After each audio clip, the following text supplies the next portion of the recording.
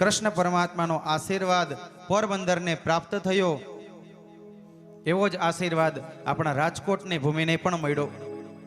આજ ઘણા ખરા લોકો છે કે જે રાજકોટમાં રહે છે, પણ એને હજી ખબર નથી કે રાજકોટ કોના માધ્યમ દ્વારા ચાલે છે. રાજકોટનું જો આપણું માધ્યમ, આપણું આટલું બધું જો આગળ વધતું હોય રાજકોટ ક્ષેત્ર, તો એ માત્ર 2 વ્યક્તિ અને ત્રીજો એનો ઠાકર દ્વારા આગળ વધે છે. કે રાણીમાં રૂડીમાનું મંદિર રાજકોટની અંદર બેડી નાકા ટાવરની અંદર, કે 2 રાણીમાં અને રૂણીમાં.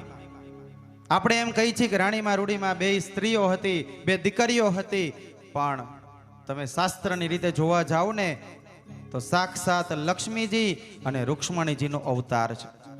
કે જેને માળિયા મિયાણા ગામથી એ ઠાકોરની પધરામણી આપણા રાજકોટમાં કરાવી. એની પણ કેવી રીતે, તો કે આખું ગામ જ્યારે એમ કીધું ને કે તમે આ ઠાકરની જો સેવા કરતા હોય ને તો કે આ મૂર્તિનો કંઈક પરચો બતાવો.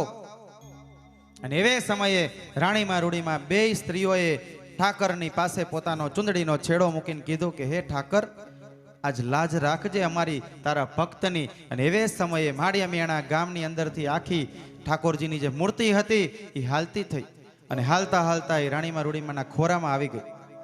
હવે ખોરામાં તો આવી ગઈ, પણ એને કૃષ્ણ ભગવાનને પૂછ્યું કે અમારે એને બિરાજમાન ક્યાં કરાવવી.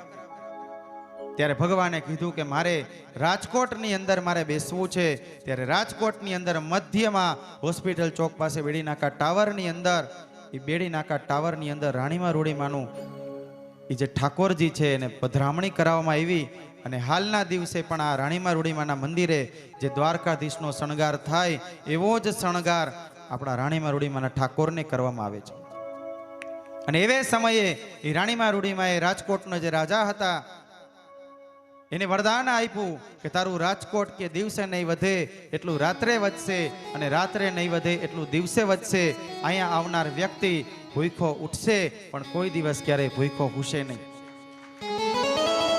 આજ તમામ ક્ષેત્રમાં તમે જોવા જાઓ, અહીંયા રાજકોટના કોઈ પણ વ્યક્તિ તમે જોશો ને, એ ચાહે અમેરિકા હોય, લંડન હોય કે યુરોપ હોય કે વિશ્વના કોઈ પણ ક્ષેત્રમાં હોય ને, તો અહીંયા નામ પેલાવેલું લેવાશે કોનું, તો કે રાજકોટનું.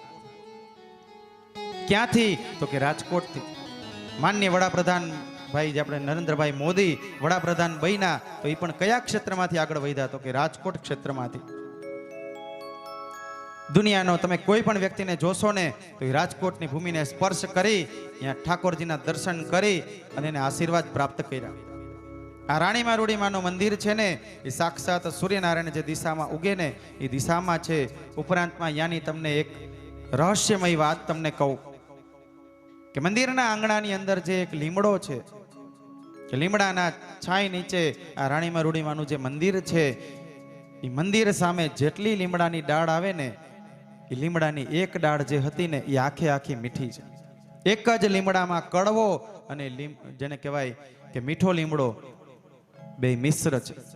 મંદિર બાજુ જેટલો લીમડો આવે એ બધોય લીમડો મીઠો, અને ઓલી બાજુના બધાય લીમડા ચાખી લેવાની છૂટ, એ બધોય લીમડો કડવો. આજે રાણીમાં રૂડીમાએ રાજકોટને વરદાન આપ્યું, ત્યારે રાજકોટ આટલું પ્રગતિમય બન્યું. રૂડીમાના ઠાકોરનો જો આશીર્વાદ લેવો હોય ને, તો અહીંયા જેટલા બેઠા ને બધાને એક જ વસ્તુ કહીશ કે જ્યારે સમય મળે ને ત્યારે ઠાકોરને ખાલી માત્ર એક જ વસ્તુ જોઈ, 250 ગ્રામ સાકર અને 1 શ્રીફળ એ ઠાકોરના ચરણે મૂકી અને પ્રાર્થના કરજો. તમારી 1.5 મહિનાની અંદરમાં તમારી બધી મનોકામના એ પરિપૂર્ણ કરશે. એ ઠાકોરની તાકાત છે, એ દ્વારકાધીશની તાકાત છે. બોલો દ્વારિકાધીશ કી જય.